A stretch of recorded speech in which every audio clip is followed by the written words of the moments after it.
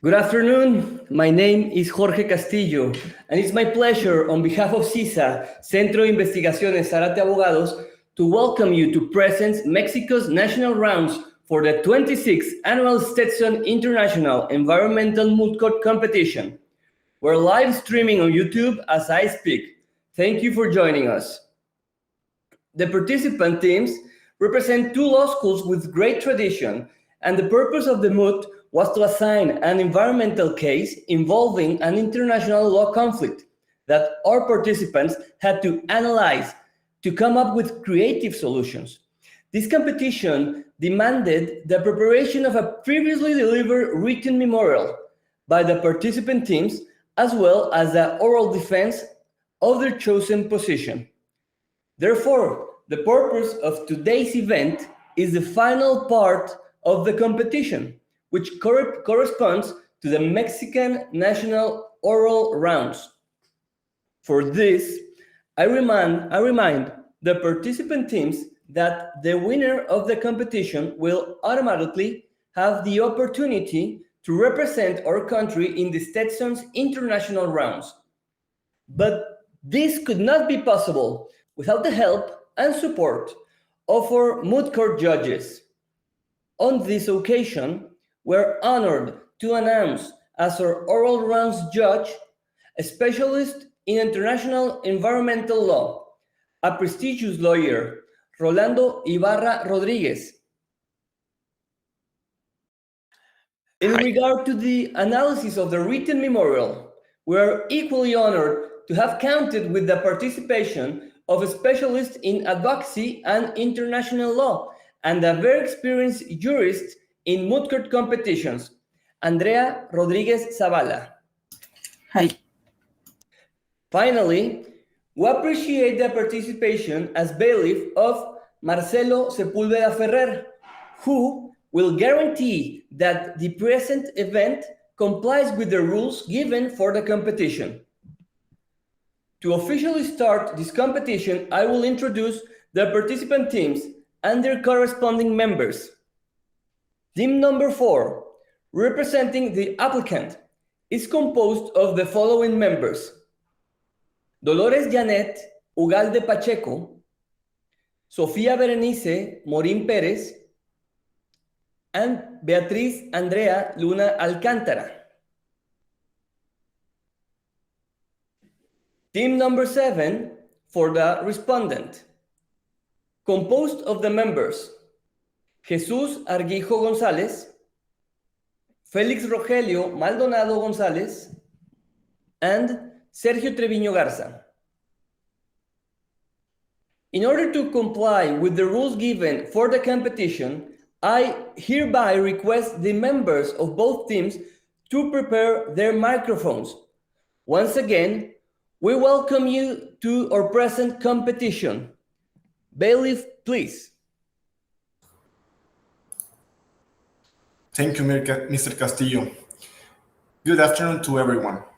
My name is Marcelo Sepúlveda, and I will be acting as bailiff. First of all, I would like to clarify the rules regarding the following trial. The oral round will be limited to 60 minutes. Each team will have 30 minutes to argue. The team representing the applicant, the federal states of ANUR, may reserve up to 5 minutes of their time for rebuttal. This will have to be requested to the judge at the beginning of the applicant's argument to determine the rebuttal time that will be reserved and the time breakdown for each team member. Only one team member may argue on rebuttal. However, any participating member may give rebuttal.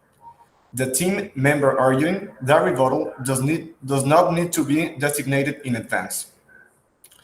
The applicant may not otherwise reallocate time once the round begins, so rebuttal by the respondent will not be allowed. Nothing in this rule requires a 50-50 split of the time between co-counselors. However, any time reserved that is not used by an oralist cannot be reallocated to another. I will keep the official time for each team and give a formal warning when there are only 10 minutes left. Once the time limit has been reached, the bailiff will request the oralist to stop and the team will no longer be able to continue their exposition. During the oral arguments, laptops or other similar devices are not permitted at counsel's table. Visual aids and any other similar devices may not be used during the oral argument. Now, documents such as cases, reports, etc., should be handed to the judges. Further, all team members, coaches, advisors, and observers must refrain from identifying a team's school at any time and in any manner, including but not limited to wearing any identifying items such as school clothing, patches, or pins, or carrying identifying material of any kind. Finally, all team members and individuals affiliated with the team are prohibited from speaking with the judges before any round. Having specified the rules of the trial, I wish you all good luck. Now, we will proceed with the trial. Would you all rise, please? The court is now open and in session. The Honorable Judge Rolando Ibarra Rodriguez presiding. All persons having business before the court come to order. This is the case of the Federal States of ANUR versus the Republic of Rwanda. Thank you very much, Bailiff. Are the parties present in the trial? Okay.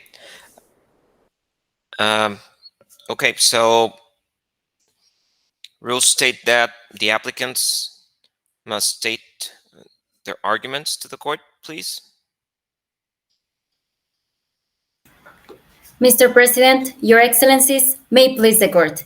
My name is Janet Ugalde, and alongside my co-agent, Sofia Morin, we appear on the behalf of the applicant, the Federal States of ANUR in the present case. I will be addressing the first claim for 14 minutes about that ANUR did not violate international law for the following reasons. 1. ANUR's armed attack was launched using its inherent right of use of force on self-defense, and 2, that the attack complied with the principles of international humanitarian law. Then, my co-agent will address the second issue about that Drongo has violated international humanitarian law, remaining 3 minutes for the rebuttal. Your Excellencies, based on records paragraph 20, there is no doubt that it existed an armed attack derived from the actions by the ANUR New Party freedom fighters against ANUR with armed drones on its territory. Consequently, ANUR had the inherent right to defend itself against that armed attack, based on Article 51 of the United Nations Charter and the Security Council's Resolution 1368 and 1373, which recognize the individual or collective self-defense in the wake of attacks by non-state actors. In that sense, the International Court of Justice, in the case concerning military and paramilitary activities in and against Nicaragua, determined 3 requirements for the exercise of the inherent right of use of force on self-defense. The first one, having been the victim of an armed attack. The second one, the measures taken must be proportional to that armed attack. And the third one, necessary to repel it. For instance, in the case Israel-Hamas, the fact-finding mission by the General Assembly, Resolution 14.1, concluded that the naval blockade by Israel claiming its right of use of force against Hamas located in the Gaza Strip was unlawful under international law because its effects upon the civilian population was disproportionate to the purpose represented by Israel. Additionally, the customary law principles of immediacy and necessity was not fulfilled, since the flotilla did not pose an immediate threat of Israel itself, which necessitated a use of defensive force to repel it. Your Excellencies, let me be clear on this point. In the present case, the measures took by ANUR were necessary and proportionate, because in lines with records, paragraph 15, firstly, the Manhit wetland complex was not, there were no civilians there. And these effects upon the civilian population were not considerable disproportionate. On the other hand, ANUR did not violate the principle of necessity since as reported in Records 20, it existed an immediate threat of armed force against Anjur itself, which necessitated a use of defensive force to repel it, because several Anjuri citizens were killed and buildings were damaged. In conclusion, Anjur's armed attack was using its inherent right of use of force on self-defense. Your Excellencies, now aborting the next point, we stand that the attack complied with the principles of international humanitarian law. Firstly, regarding with the principle of distinction, the Menhit wetland complex as a Ramsar site was a legitimate military target. According with Rule 7 of customary international humanitarian law, codified in Article 48, Additional Protocol 1, rule and additionally, the rule, let me reformulate. In this Rule 7, it is mentioned that the parties of the conflict must at all times distinguish between civilian objects and military objectives. Attacks may only be direct against military objectives. In that sense, Rule 8 mentioned that military objectives are those objects which by their nature, location, purpose, or use offers a definite military advantage. As mentioned by the International Committee of the Red Cross Guidelines on the Protection of the Natural Environment in Armed Conflict, the term nature refers to the intrinsic character of an object, and the intrinsic character of the environment is civilian. However, a distinct part of the natural environment can make an effective contribution to military action, owing to its location, purpose, or use.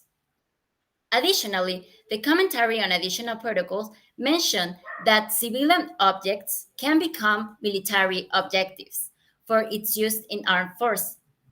For example, the International Criminal Tribunal for the former Yugoslavia in the case Prilic and others, the Chamber finds that although the old bridge of Mostar is a civilian object, it was used by the Army Bosnia and Herzegovina, and those constitute a legitimate military target. Your Excellencies, we are fear that the use of the Menhit wetland complex represent a military advantage, since according with commentary on additional protocol, use is concerned with its present function. About the military advantage, commentary on additional protocol mentioned that the military advantage can only consist in ground gained and in annihilating or weakening the enemy armed forces. The natural environment, the International Committee of the Red Cross Guidelines on the Protection of the Natural Environment mentioned that where the destruction of a part of the environment does not offer a military advantage, the object must not be attacked and ceased as soon as the military advantage is realized. In this case, the Menhit wetland complex is in principle a civilian object. Nevertheless, by its use, make an effective contribution to military action, since records paragraph 19 mentioned that it was used to accommodate troops and of the Anjuri New Party freedom fighters and attack Anjur's territory from there. Your Excellencies, the advantage reached was to stop the attack, and the attack achieved the military advantage based on records paragraph 20, since most of the Anjuri New Party freedom fighters members were killed and injured. And Anjur ceased as soon as the military advantage was realized. Ultimately, the Menhit wetland complex was a military objective. Your Excellencies, we deeply regret the effects caused to the Menhit wetland complex. However, this attack was directed against a military target and complied with the principle of environmental protection.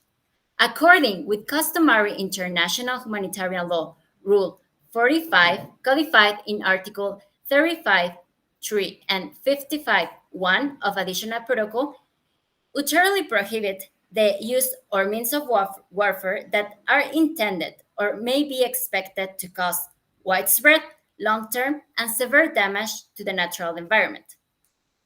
Based on the International Committee of the Red Cross Guidelines on the Protection of the Natural Environment in Armed Conflict, these three conditions are cumulative, meaning, Your Honor, that each must be present to fulfill the threshold of harm. In that sense, we stand that the damages were not severe.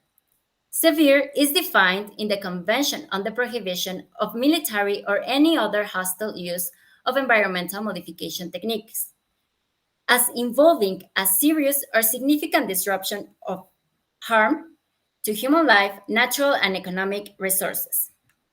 Also, the United Nations Environmental Program Protecting the Environment During Armed Conflict points out that the threshold of severe should be understood as cover the damage or harm to health or survival of the population on a large scale. As an example of severe, the International Committee of the Red Cross considered the teratogenic, mutagenic, and carcinogenic effects, such as the result from the defoliants used in the Vietnam War. And Your Excellencies, according with records, paragraph 15 and 21, UNHCR did not cause a severe harm, since the attack to the camp did not involve a serious or significant disruption or harm to human life, health, or survival of the population, considering that no population resides there. Moreover, according with paragraph 16 of the record, mentioned that an extended drought existed since 2014, likely attributable or exacerbated by global climate change. And Your Excellencies, Rongo has not complied with their obligation to inform about this change in ecological character, based on Article 3.2 of the Ramsar Convention. Thus, it's not objective to consider that the damages to the Menhit wetland complex are totally attributable to UNHCR's armed attack. Finally, the attack to the camp in the Menhit wetland complex did not cause a severe damage and overall did not fulfill the threshold of harm.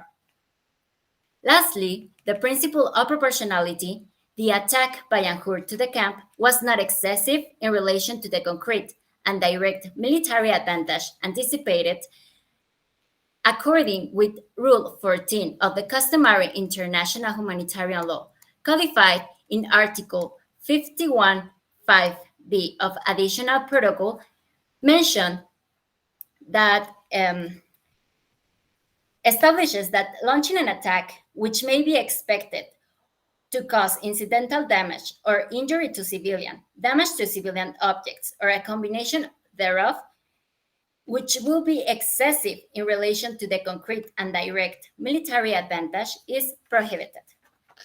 We use the proportionality analysis at the strategic level, which means that the expected collateral damage and the expected military advantage must be analyzed from the strategic needs derived from the armed conflict.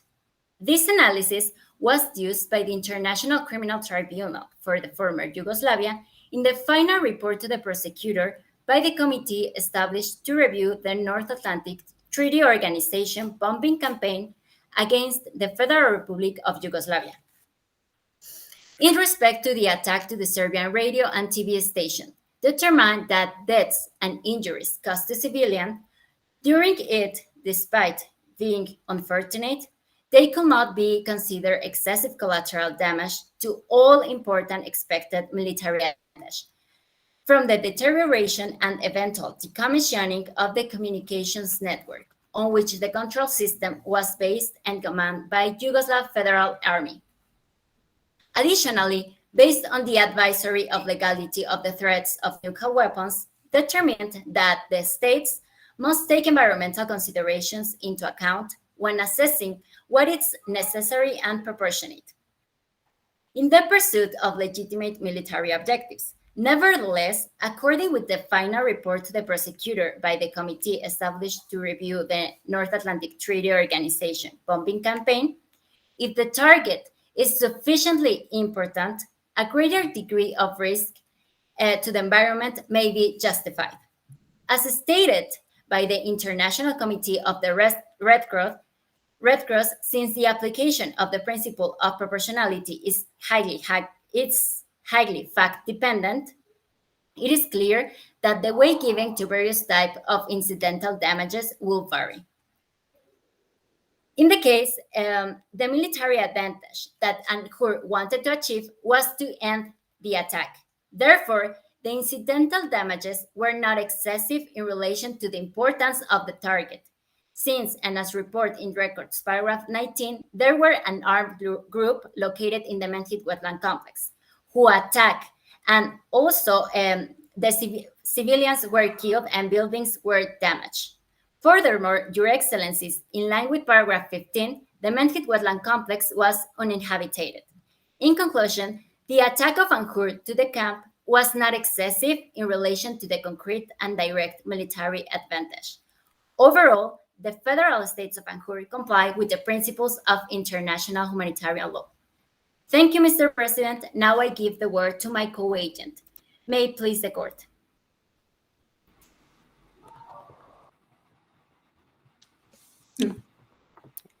Go ahead.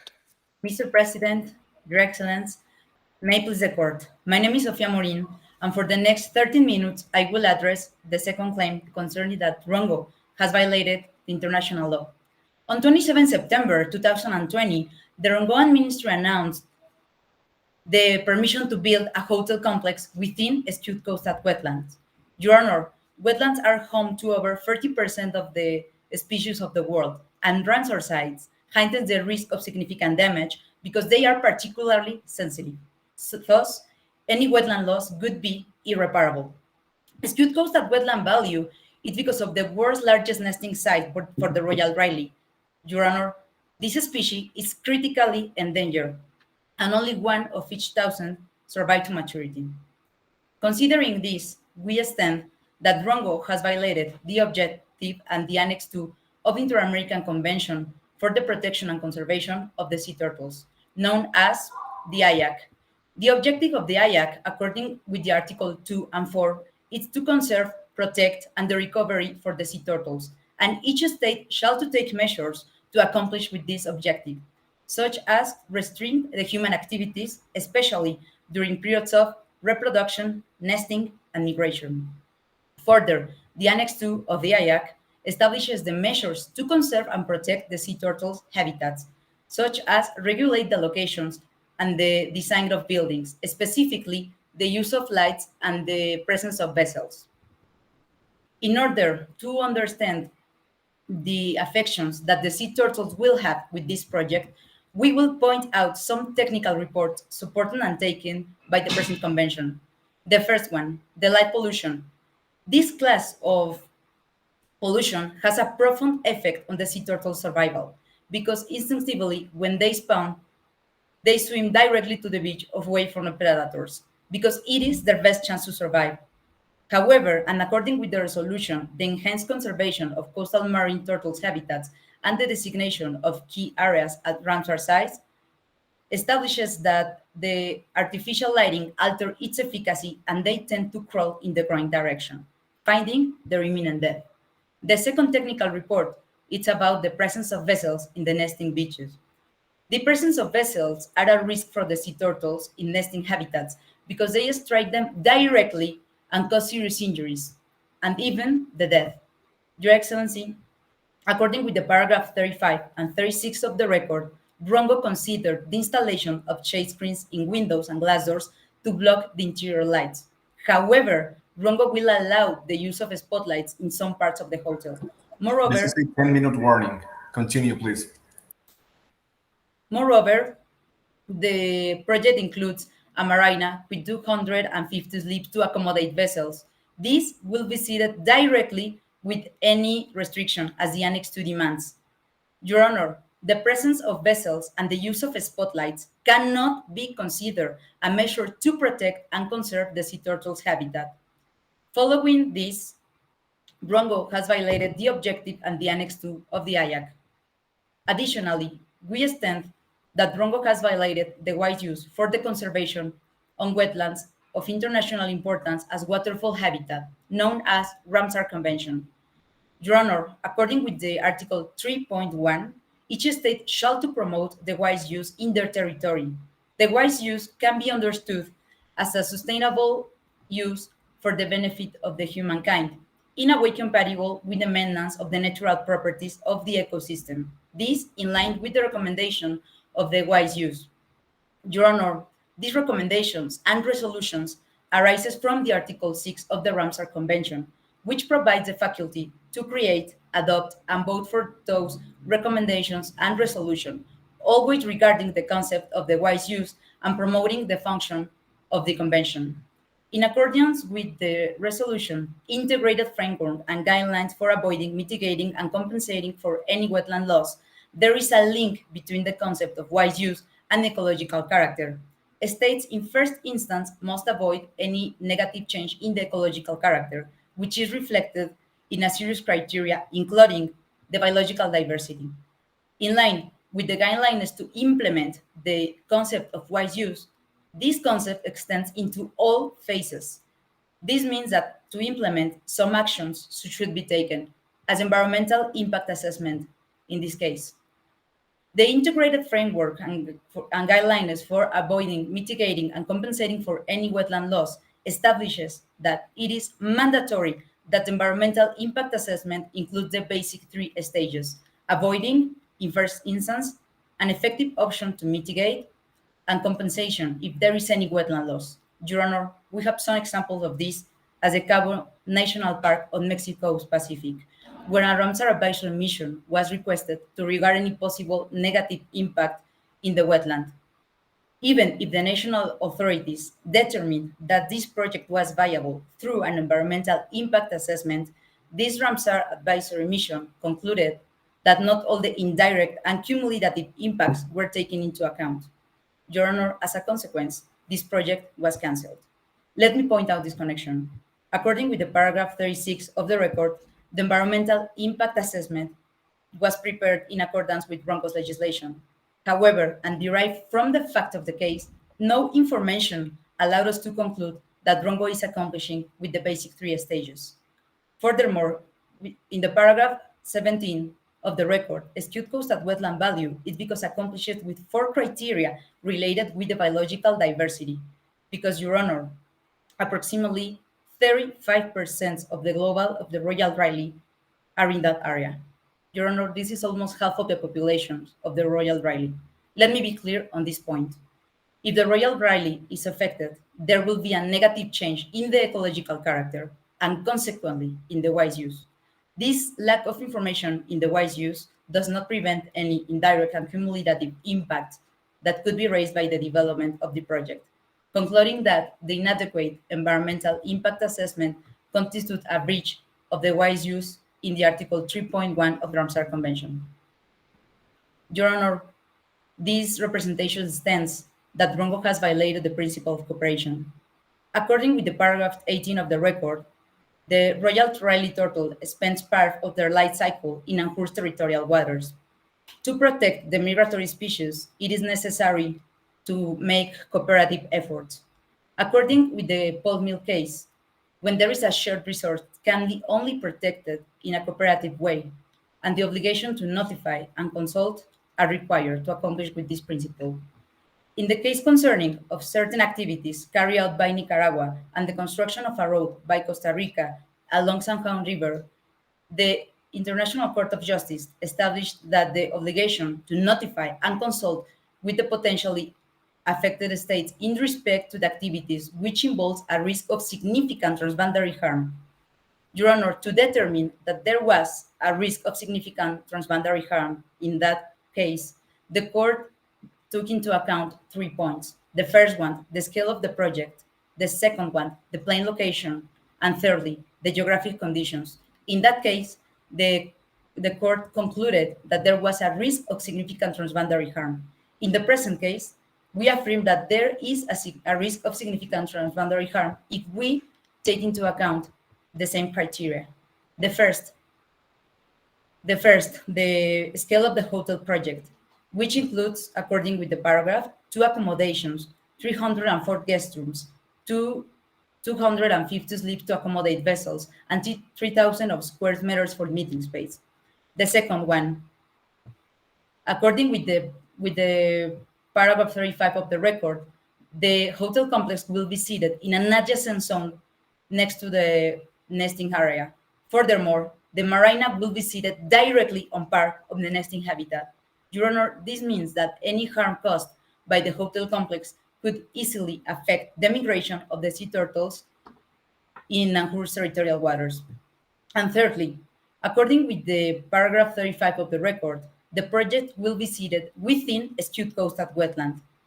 And as the court stated in the case of Nicaragua and Costa Rica, Ramsar sites heightens the risk of significant damage because they are particularly sensitive. Consequently, Anjur is a potentially affected state and there is a risk of significant transboundary harm because even if the project will be seated in a skewed coastal wetland, there will be an affection beyond the limits of Rongo's territory, causing harm to Royal Riley turtles of Anjur. Your Honor, for these reasons, it is necessary to accomplish with the obligation to notify and to consult.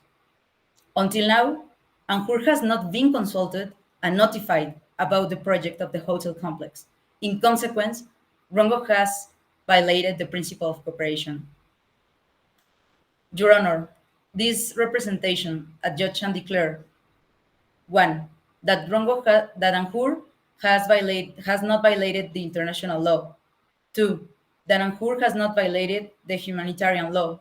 3. That Rongo has violated the Inter-American Convention for the Protection and Conservation for the Sea Turtles. 4. That Rongo has violated the Article 3.1 of Ramsar Convention.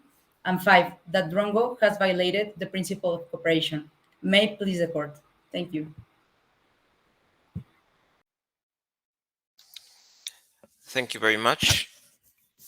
Bailiff, would you indicate if now's the time for rebuttal, or should we proceed with the respondents' arguments? We may proceed with the respondent arguments, and then we could have the rebuttal time. Thank you. We will now hear respondents' arguments. Hello, Your Honor. Let us present ourselves. My name is Felix Rogelio Maldonado Gonzalez, and I'm here with my partner, Jesus Arguijo, and we are the representatives for the Republic of Rongo. So in order to state our claim on the present case, we will divide our time in the following manner. Firstly, I will present the facts concerning about the point that the applicants were saying about how the federal states of ANUR are not in violation of international law in regard with the fire that was caused over the Medhit complex. This I will now, for the next 13 minutes, I'll present our arguments. In 1986, upon the Republic of Rongo, Excuse me, Counselor. I'm sorry to interrupt you. Will the respondent team reserve time for rebuttal?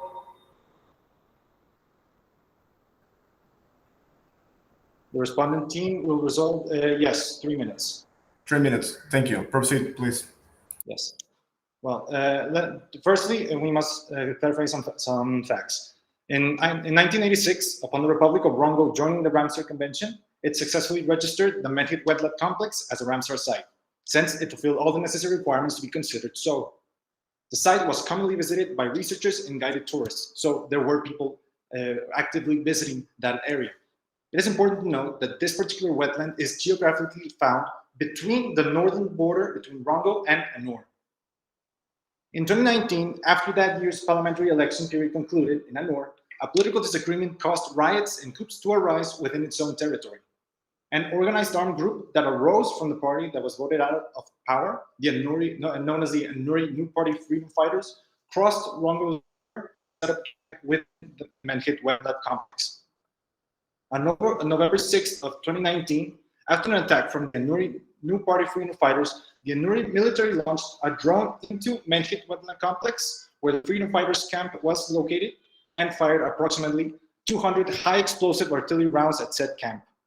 This attack within Rongo's territory, which Rongo's government was given no notice about, sparked a fire within the Ramsar protected site that consumed over 80,000 hectares of Medhit Wetland Complex and caused serious environmental losses to local trees, vegetation, soil, and wildlife. On February 2nd of 2020, Rongo delivered a demarche to ANOR condemning the attack, demanding no further armed interventions take place within Rongo's territory, as well as reclaiming the compensation for the restoration and the remedial management related to environmental damage done to the wet-hit Medland complex. On February 10th of 2020, ANOR replied, falsely claiming, though, that the loss was unfortunate, no violation of international law occurred. It claims the wetland is not civilian in character since no people reside there, although at the same time recognizes that civilian deaths or injuries were to be caused by the attack when the operations commander presented an proportionality analysis. ANOR also falsely claims that it is not party to international treaties that prohibit widespread damage caused by armed conflict, knowingly ignoring the fact that these types of prohibitions are customary international law, as can be seen in Principle 13 of the International Law Commission's draft Principles on the Protection of the Environment in relation to armed conflict. It claims as well that to the extent of the Ramsar Convention is applicable, the principles of self-defense, force majeure, and necessity override any potential relevant duties, although it never addresses why such drastic and destructive measures were necessary when other more conventional means could have been used to quell the conflict that was between the ANOR government and the freedom fighters. It also mistakenly claims that the damage done to the Menhit wetland complex isn't widespread and severe, when it actually is, and we will comment it on later on. Having stated these facts, I will now proceed to explain our arguments. ANOR did not fulfill with its duty of care towards the environment, which it was obliged to comply when it joined the Ramsar Convention in 1987, as can be seen in Article 3.1 of said convention, which states that it's the duty of the states joining this convention to favor the conservation of the wetlands included in the list of wetlands of international importance. This violation of the Ramsar Convention can be specifically seen through the series of military operations that were mobilized within the Menhit wetland complex with the objectives of defeating the armed group known as the New Party Freedom Fighters, who unlawfully set up their base camp within the territory that comprises the Ramsar site. In ANOR's unjustifiable actions, they caused a fire within the Republic of Rongo's protected territory, resulting in the destruction of 80,000 hectares of wetland, particularly of peat swamp. In addition to ANOR's breach of the Ramsar Convention, ANOR's actions also breached the 21st principle established in the United Nations Conference on the Human Environment at Stockholm in 1972, in which both parties participated, and which establishes that the states will have the responsibility of ensuring that the activities they carry out within their jurisdiction, as well as under their control, do not cause damages to the environment of other states or areas that are beyond the limits of their national jurisdiction. This breach is self-evident, seeing that ANOR's internal conflict with the freedom fighters ended up spreading into Rongoan protected territory and utterly destroying an important part of its ecosystem. The federal states of ANOR lack of care for the environment is further emphasized by the fact that its attack on the freedom fighters immediately resorted to the use of explosive arms instead of preferring or resorting to some other type of weapons or means that could have caused a lot less damage to Rongo's Ramsar site. It is evident that the attack planned and executed by ANOR was therefore excessive and disproportionate, since it was perfectly feasible for ANOR to resort to different types of arms that could have been less burdensome, invasive, or harmful for the environment. Now, through a diplomatic note of February 10th of 2020, ANOR explicitly acknowledged being responsible for the damage caused to the Menhit wetland complex, although alleging that the destruction to the Ramsar site was not excessive and that the suffered damage was not widespread, long-term, and severe. However, this is simply not true. It's just an unjustifiable argument made to limit its direct responsibility to repair the heavily damaged Ramsar site.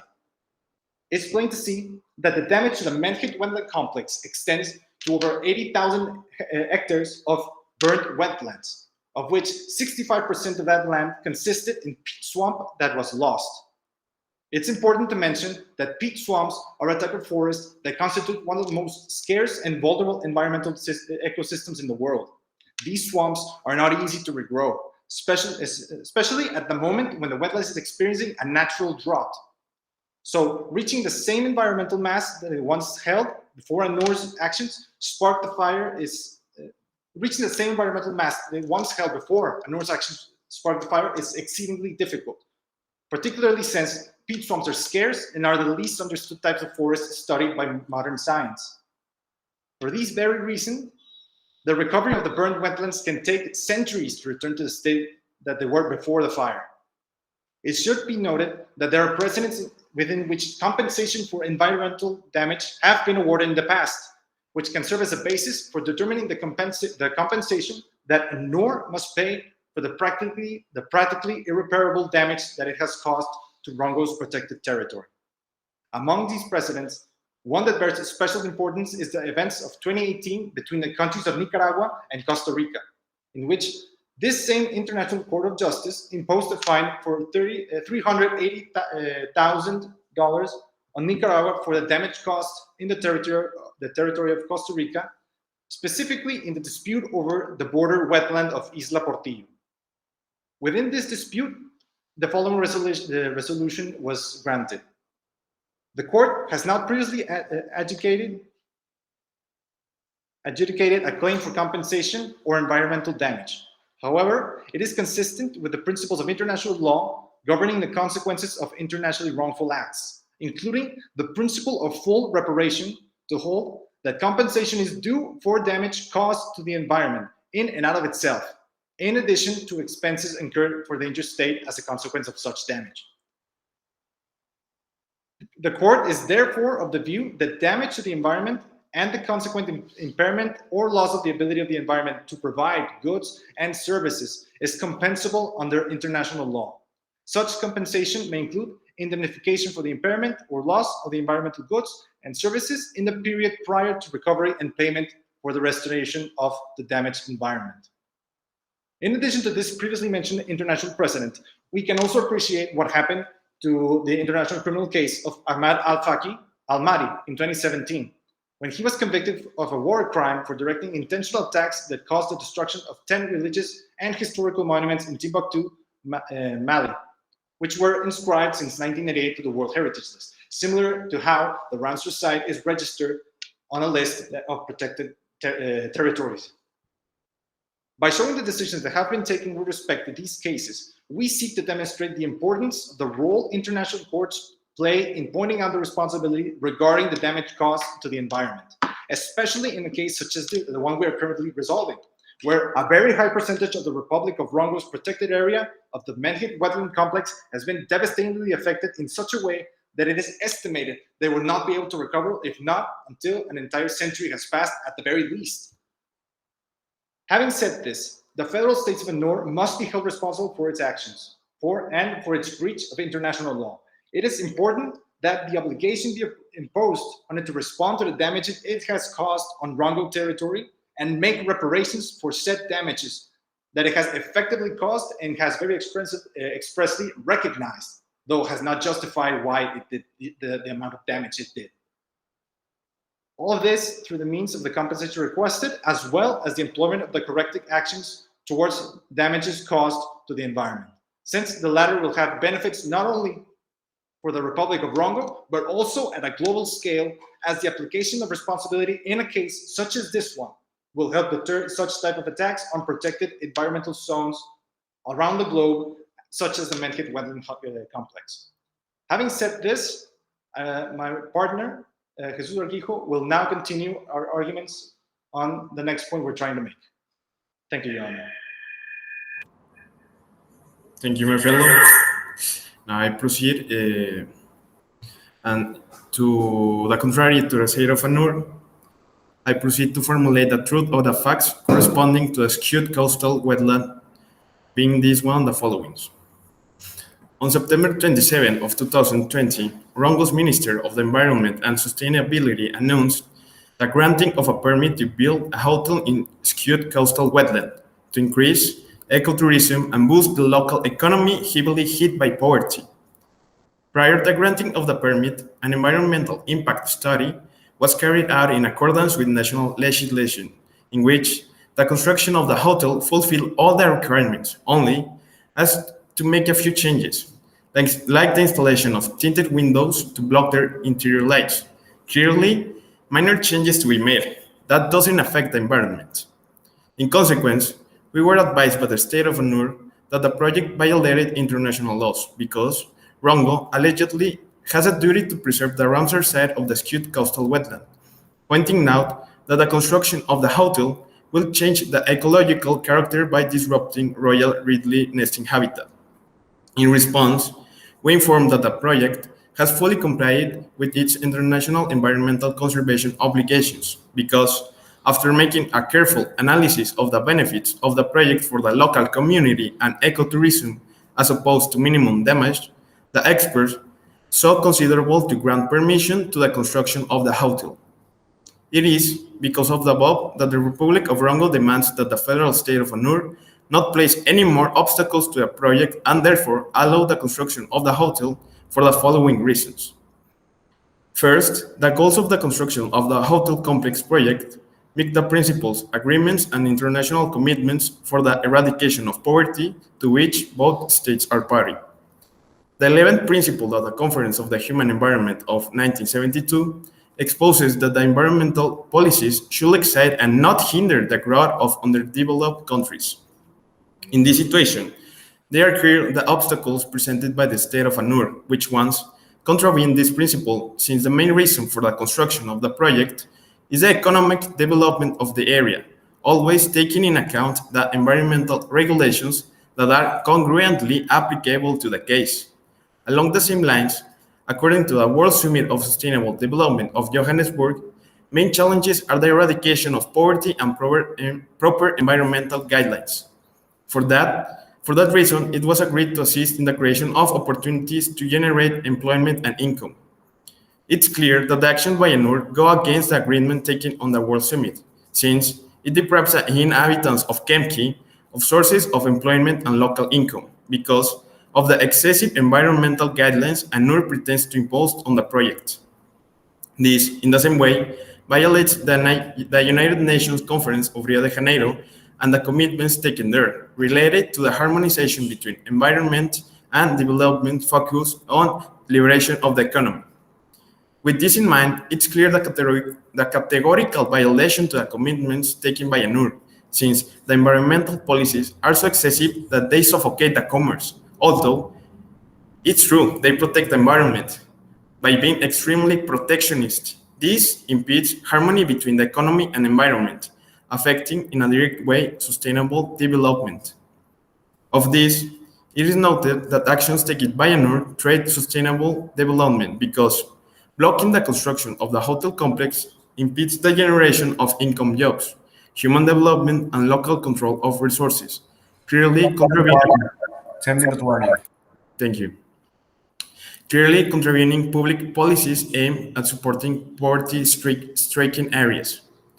On the other hand, the sustainable development principle is greatly emphasized when it comes to coastal areas. This, to the fact that the 1992 United Nations Conference on Environment and Development at Rio de Janeiro calls for a special attention to this when it comes to coastal areas. The above, because given that development and local subsistence in coastal areas being the place where the majority of poverty-stricken people reside, and since these coasts take on greater relevance in the case of small state or island countries, like the case in specific of Kemki, these areas are the most open and available for development activities and projects, being economically speaking the most important areas. In this reason, it's important to improve the standard of living of coastal population, especially in developing countries, in order to contribute to the erosion of the coastal and marine environment. So, it is clear to the project to be carried out is aimed at promoting sustainable development and eradicating poverty, which has always taken into account harmonizing it with the protection of the environment in order to complement and create a perfect balance, taking as parameters the international commitments that determine the permissible lines for the realization of projects in coastal areas. Therefore, there is no impediment whatsoever for which the project in question should not be carried out. So the state of ANUR is not in any position to block the development of this hotel complex, especially when the failure to carry out causes greater damage, undermining the commitments to which the states are party. Concluding on this idea, it is inadmissible to leave behind any action aimed at the eradication of poverty and sustainable development, because in the face of perpetuation of poverty through the subsequent years of the original commitment which countries are party, clearly at this point is already of such importance on the international agenda that it should always be sought to promote actions aimed at reducing the poverty. In this situation, the ANUR government not only does not promote sustainable development and the eradication of poverty, but also obstacles it, sharply violating the commitments to which both states are party. Another important point to make in account is ecotourism, which in recent years the subscribing countries had compromised to promote, like at the Johannesburg Summit, where it has been settled that the promotion of policies aimed at sustainable tourism that create jobs and incentives local culture and products. Policies that the presented project meets because a core part of the project is the creation of sustainable and green tourism, work for the locals, consumption, and local progress that monitors the proper sustainable development aimed at achieving the desired sustainable tourism. So, if the project meets the commitments of the Johannesburg Summit, there are no elements that allow to obviate any impediment for the non-realization of the said complex. Commitments and principles that were ratified in the Rio +20 conference, things that enforces our side. We need to advise the importance that sustainable tourism has taken as an indispensable and highly useful measure for sustainable development in all of its facets, as well as for the eradication of poverty and creating environmental awareness. Therefore, the creation of the complex does not contravene environmental regulations. On the contrary, through the said project, sustainable tourism will be promoted. A sustainable means of resources will be created, avoiding other ones that are more damaging to the environment, like the ones local people are depending on this moment.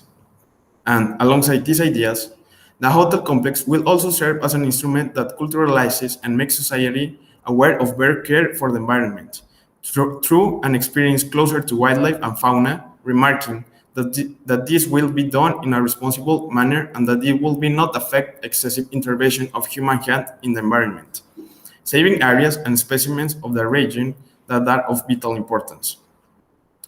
One last principle to mention of those which were taken into account when carrying out the hotel complex project is the green economy, established on the Rio +20 conference. The green economy, in the context of sustainable development and poverty eradication, is one of the most important instruments available to achieve it. But it should not consist of a rigid set of rules. Instead, it should focus on increasing social inclusion, improving human well-being, and creating employment opportunities and decent work for all, while maintaining the health of the Earth ecosystems. It is indisputable that the presentation of the hotel complex project meets this principle, since it encourages economic growth and job creation to promote sustainable development and eradication of poverty. Contrary to this idea, it is clear how the actions of the state of ANUR contravene this principle, since a main point that is touched is that these type of projects are carried out in light of non-strict and unnecessarily restrictive environmental regulations, because this will hinder the proper green economic growth, which, in a progressive manner, will overcome the poverty and sustainable development. Therefore, since the project presented by the state of Rongo meets all the environmental principles to which the present countries have committed, there is no impediment for the state of ANUR to try in order to hinder the creation and development of this, especially when the actions of the state of ANUR will in fact contravene the international environmental principles, because blocking the construction of the said hotel complex will block the necessary actions to be taken to eradicate poverty and promote a growth of sustainable development that goes along with caring for the environment and can subsist on the same plane with actions to be taken. We urge the state of ANUR to become more aware of the matter because for the good of sustainable development, human intervention in the environment is required, being that the said intervention, no matter how minimal it is, will always create an adverse effect on the environment. But this doesn't necessarily mean a violation on sustainable development, because projects in which it is obvious that there will be minimal damage to the environment, as opposed to the great benefit that the society will get from it, in the long term, it will substantiate a greater ecological benefit. In the state of Rongo, we are aware that this project has certain areas of opportunity on which we can work to reduce the environmental impact to a minimum. In that situation, and since this is just a project that has not yet materialized, and for this reason, certain changes can still be made, it is that we are committed to taking into account the considerations that can reduce the environmental impact of this project as long as those considerations are not excessive, they comply with international environmental regulations, and do not impede the sustainable economic growth that is sought to this project. Thank you. Thank you very much. Now we will begin with the rebuttal stage. I believe that it's applicants' turn to state the rebuttals. It's correct, Your Honor. Both teams reserved a maximum of 3 minutes for rebuttal, being the applicant the first one to rebut.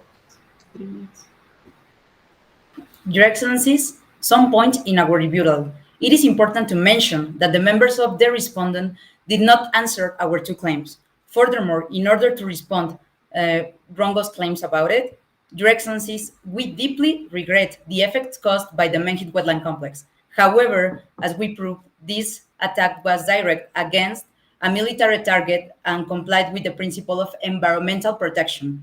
Furthermore, based on the International Committee of the Red Cross guidelines of the protection of the natural environmental in armed conflict 2020, these three conditions are cumulative, meaning that each must be present to fulfill the three scopes of harm. As we mentioned, Your Honor, ANJUR's attack did not cause a severe damage to the environment. In conclusion, the attack to the camp in Menjit wetland complex did not cause a severe damage to overall, did not fulfill the threshold of harm. Your Honor, relating to the compensation, according with the case concerning to certain activities carried out by Nicaragua in the border area, when there is an international wrongful act, the compensation is needed. Specifically, if we talk about some damage caused to the environment, and additionally, expenses for such damage or loss of their source and goods. Your Honor, according with the paragraph 21 of that case, mentions that ANJUR did not cause severe damage since the attack to the camp did not involve serious or significant disruption or harm to human life, health, or survival of the population. Consider that not population resides there. Your Honor, it is important to mention that the Johannesburg, Rio, and the Stockholm are not binding because they are not a source of law according with the Article 38 of the Statute of the ICJ. Furthermore, we agree with the ecotourism as long as it's carried out correctly and accomplished with all the 5 characteristics according with the resolution, tourism, recreations, and wetlands of the Ramsar sites. So there will not be any negative change in the ecological character as in some cases where the ecotourism was not appropriated. And Rongo did not accomplish with the 4th characteristic, like minimize the negative impacts upon the natural and sociocultural environment as we proved. Your Honor, this representation recognizes Rongo's sovereignty to build the hotel complex. However, in the Corfu Channel case, the court stated that each state shall ensure that activities with jurisdiction do not cause damage to the environment of other states, in virtue that the Royal Riley turtle spends part of the life cycle in skewed coastal wetland. It is important to accomplish with some obligations. Your Honor, this representation is just requesting that ANJUR complies with the duty that involves the cooperation principle. Furthermore, an effective environmental impact assessment accomplishes with the recommendation related with the wise use. And Counselor, the time limit for the applicant's time rebuttal has been reached. thank you, Your Honor. We will now hear respondents' rebuttals, please. Yes, Your Honor. For a rebuttal, firstly, we must say that the Rongo did not violate the Ramsar Convention Article 3.2 in regard of informing the state of the Medhit wetland complex, since it had no obligation to do so. Since, according to the article, it says it only has to respond or inform human intervention caused the affectances, not anything that's caused by natural draw. As for the point said about the self-defense, a Norse attack was not in self-defense. As you can see, the fact that they did not impede an attack, rather they launched their own attack against the Untitled Party freedom fighters with overwhelming destructive weapons, clearly not proportional to the attack, especially when the freedom fighters are not a highly organized armed group, but rather a ragtag band of idealists that oppose the UNRWA's current government. Now, in regards to the hotel plea, first, the sovereignty of Kenki isn't a matter that can be treated in this court, as it was settled in a special agreement both parties agreed on. Second, this isn't the Kenki Ramsar site isn't a virgin zone, but rather in the country, it's a zone negatively hit by poverty zone. Because of this, it has perpetrated by economic activities that replicate in an irreparable way by locals that live in the zone.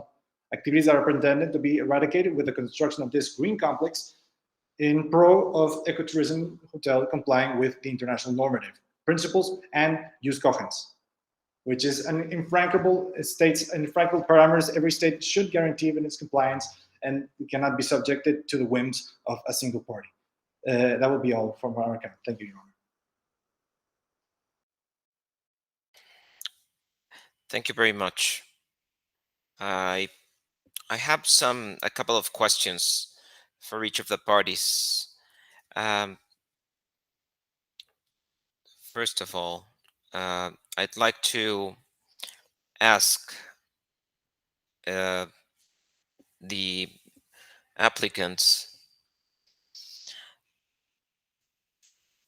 the damage to the Medhit wetland complex is a Ramsar site recognized by the Ramsar Convention, and it was deemed as a very considerable, significant damage. How did Angkor exercise due regard toward the environment when it carried out its military operations? Well, Your Honor, according with the precaution principle of international humanitarian law, the states must take all feasible precautions when during the armed conflicts. As stated in records paragraph 20, UNHUR sent unarmed drones to locate the camp of the Untitled Party freedom fighters. And since the federal states of UNHUR make the delimitation of the camp, then it attacked. And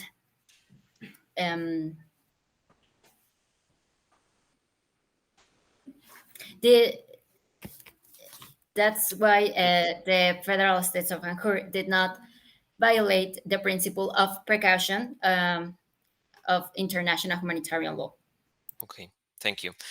Now, can you please, although you mentioned this during your arguments, I would like to recap and ask you again to explain how you define the terms widespread, long-term, and severe as the characteristics of a damage. Yes, Your Honor. According with the Convention on the Prohibition of Military or any other hostile use of environmental modification techniques, a scale of several hundreds square kilometers should serve as the minimum basis for the development of the definition of widespread.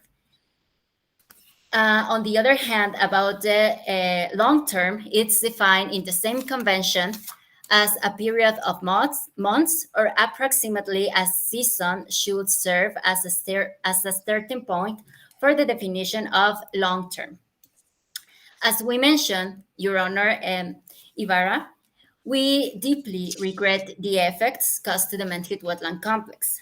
However, this attack was direct against a military target and complied with the principle of environmental protection. Since this principle, according with the International Committee of the Red Cross, these three elements of widespread, long-term, and severe are cumulative, meaning that each must be present to fulfill the threshold of harm. In that sense, we maintain that the damage was not severe. If you allowed me to explain more this concept of severe, I will do it, Your Honor. No, it's okay. Thank you. Now, I have some questions for the respondents team.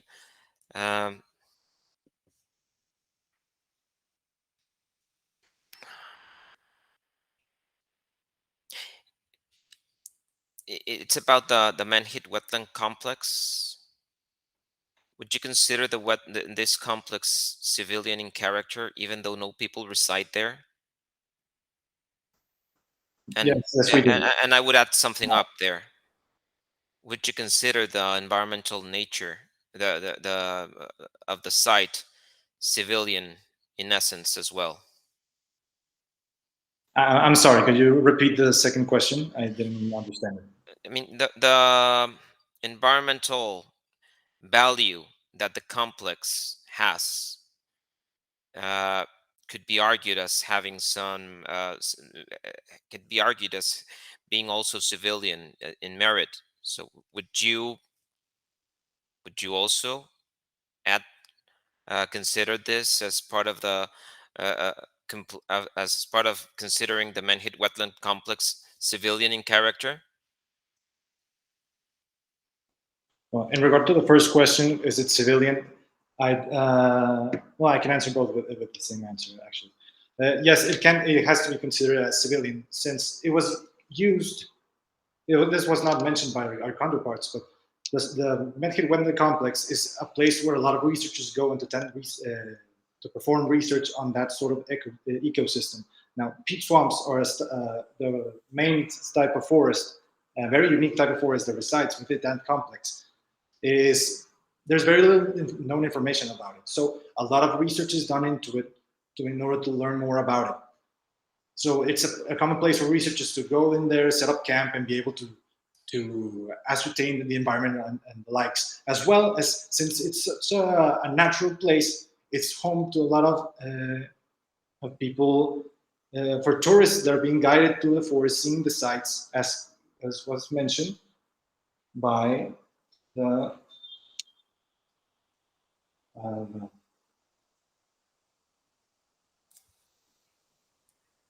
I can't find it exactly right now, but it is a place commonly used for tourists, for against people like to go for hiking and such, and it has research value, and scientists constantly set up camp in there and continue their investigations.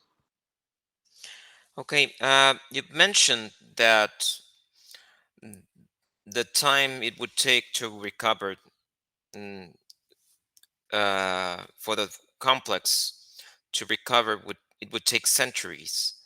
However, there was a drought going on happening at that time, and wetlands would also take a considerable amount of time to recover from a severe drought.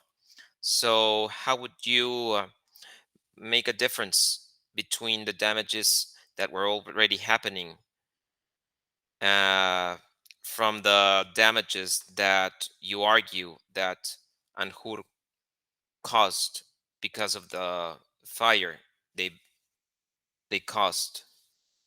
Yes. Well, the difference is that a drought is naturally caused. It's a natural phenomenon that can come and go.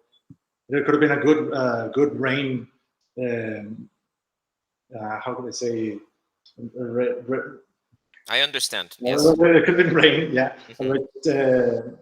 that could have fixed that problem on its own. But the fact that the fire sparked caused by the military attack completely obliterated whatever opportunity there was of that ecosystem fixing itself. Since its nature, it's constantly renewable. It can fix itself by the right conditions, and such is the way. But the fire completely annihilated that possibility, since, well, there's no wildlife left. There are no plants left. There's really no way at the present moment for all that flora and fauna to come back and try to rebuild what the peat swamp was originally. Okay. Now, regarding the case of the hotel being reviewed to be authorized in Kempke, you've made quite a lot of references to international conventions and debate there is between economical development and protection to the environment. And in a way, you've argued that poverty eradication should play a more relevant role than environmental protection.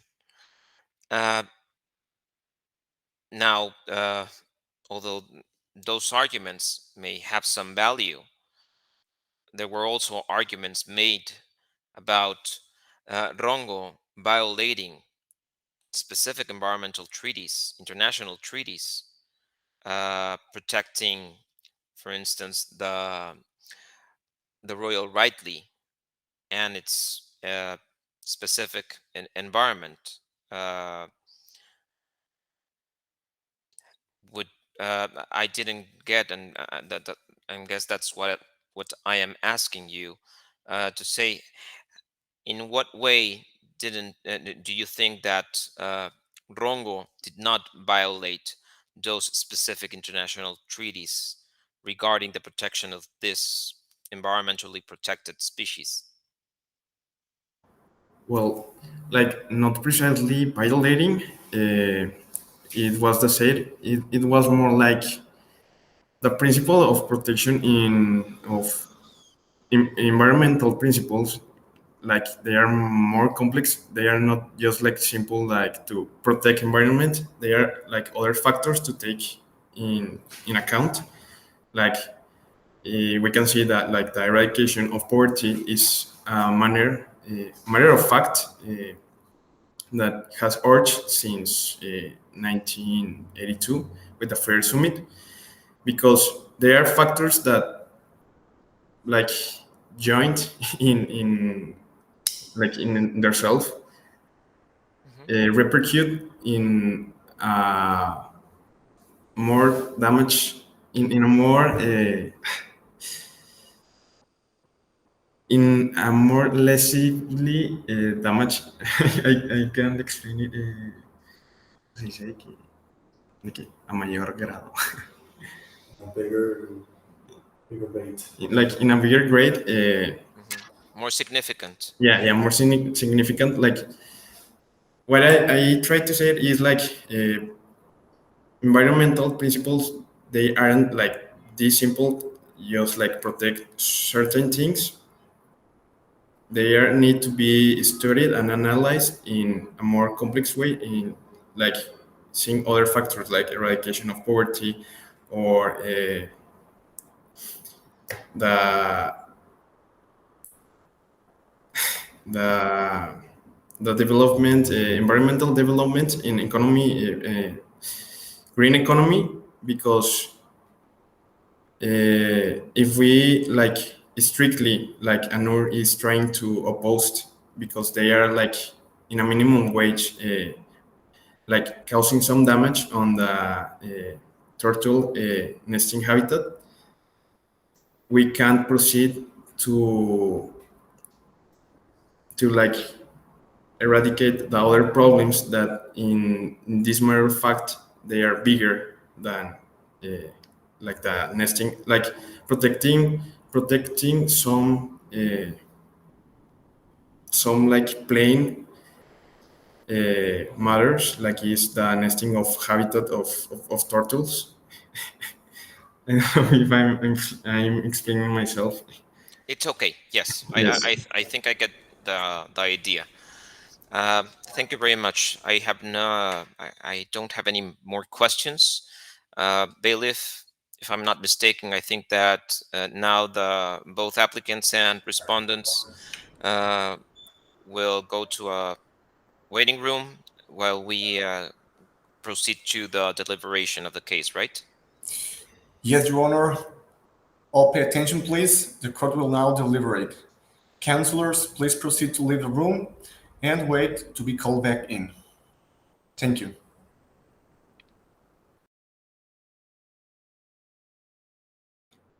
Now we continue with the schedule. And the judges will address the parts with the result of their deliberation. First, Judge Rodriguez on the memorial. Thank you very much. It's my pleasure. I present. My name is Andrea Rodriguez Zavala. I'm a lawyer specializing with my specialization in human rights. And well, I noticed that in the memorial we have a great job. Yeah, I know that make a memorial is a very, very strong effort, and I have a lot of recommendation for all of you. All in the first of all. In general, make a memorial is the base for the oral runs. Normally in the practice, in the moot courts, is a practice. More information in the memorial, more argument that you will have in the oral rounds. Yeah, and we notice, right? We notice, and first of all, I noticed that the big opportunity area for both of the teams are human rights. I know that ICJ, a lot of cases, ICJ, UN, ICJ, UA, but human rights in environmental law have a lot of information, a lot. You notice in the Inter-American Commissions, in the Inter-American Human Rights Court, a lot of information we have, right? And it's the most big opportunity area is this human rights cases, because even that we talk about states, even we talk about states. No, human rights. We talk about people. We talk about humanitarian law. That's why you should put human rights, right?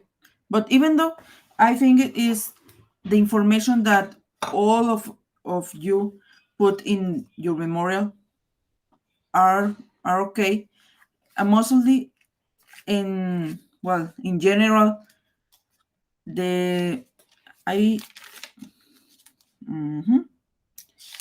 let me tell you one. The incident in Spanish is incidencia. A lot. It's the concept, like I need to more profound about this. And proportionality, the need in human rights and in the constitutional law, we have a jurist, is Israeli jurist, that talk about the principle of proportionality. And we appreciate to put this to argument about the proportionality principle. Proportional principle is like this. It's huge. It's huge. And you need to put like in, even that you put in general, we need more information, right? In general, it's a great job. Congratulations. And if you want to participate in JESUP is the moot court, like prepare you for JESUP. JESUP is more difficult, or a lot more difficult. Yeah, and they order to give more information, human rights, international law, international humanitarian law. Yeah, and we need about this, right? And in general, congratulations for all the both teams. And that's enough for me. And I give the voice for the oral judge that he give you more advantage, more information about your participation. Thank you. Thank you very much, Judge Rodriguez. In my case, in this session, I tried to play it by the book as much as I could. I could have definitely made more thorough questions to both of the parties. However, as it was my attempt to play it by the book, I didn't want to. It wasn't my intention to go beyond, and I think it wasn't my duty to go beyond from what both of the parties presented to the court. I definitely identified some arguments that the applicants could have made a more thorough analysis that they could have made, and also the respondents, their focus on poverty eradication and the lack of analysis of specific environmental requirements laid down by the international treaties that specifically addressed protection to certain species. I mean, I could have made those questions, but I think that I would have been going further than what the information that you presented. So in any of those cases, I can understand that you're still law students, and I think that there's a lot of learning that you can take out from this experience, and those would be my comments. But I also join Professor Rodriguez in congratulating both of the teams on the effort made. Jorge? Thank you, Judge Ibarra. And well, now let's go on with the award ceremony. It's been a real pleasure to appreciate the hard work of each of the participant teams during Mexico's national oral rounds. I can assure you that your corresponding faculties were satisfactorily represented, and so they should also appreciate the effort of their students. Now, after the termination of the oral rounds, it's time to announce the following awards of the competition. The best oralist of the regional rounds is an individual award given by the oral rounds judge for an outstanding oral exposition and a remarkable defense. This award corresponds to one of the participants, and that would be Dolores Janet Ugalde Pacheco. Congratulations. Now, the Best Written Memorial Award is given by the memorial judge for a notable comprehension of the case and a solid argumentation. This award corresponds to team number 4. Congratulations.